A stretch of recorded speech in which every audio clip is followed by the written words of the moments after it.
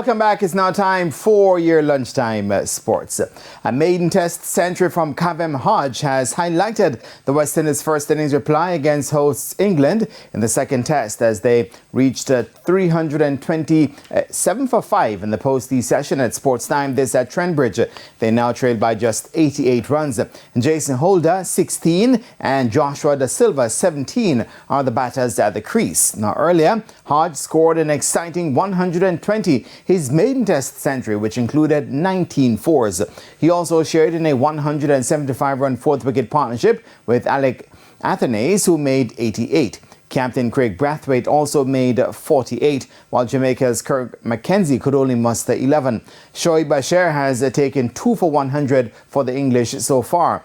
Of course, England were dismissed for 416 in their first innings of the final ball on Thursday's opening day. The West Indies trail 1-0 in the three-match series after a crushing innings and 114-run defeat in the opening test. Now, Track and Field's local governing body, the J3As, and 3 other named associations will have until 6 p.m. today to file submissions in their ongoing dispute with national hammer throw record holder Nayoka Clunis. Also named in the document seen by TVJ Sports are the Jamaica Olympic Association, the International Olympic Committee, and World Athletics. They have all been named as interested parties as Clunis stages one last fight to get on the team to the Paris Olympics. The matter was filed late Wednesday and received by the Court of Arbitration for Sport CAS early Thursday morning.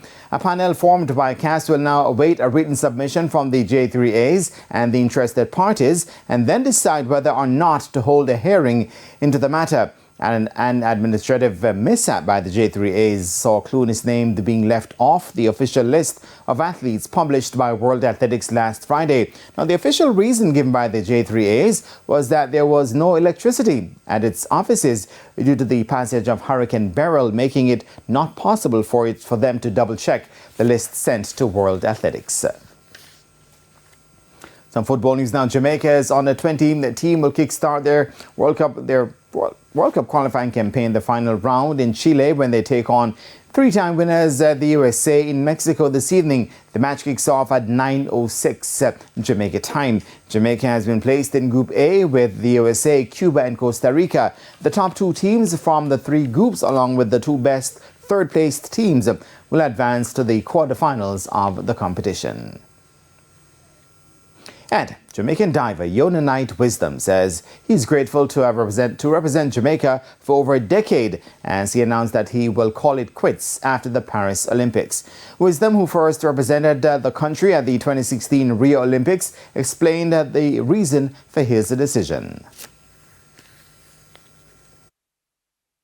Some of the younger divers that are coming through are a lot better than me, and it's very challenging to compete against them, which is why it was not necessarily surprising but impressive that I was actually able to hold my nerve and qualify at the World Championships. He also mentioned that for development to happen for Jamaican divers, things will have to improve.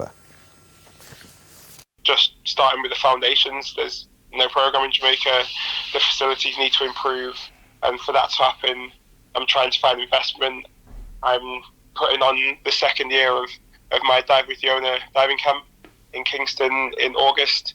The registration is just closed for that, but there's going to be a display on the 24th of August, which everyone is free to come and watch.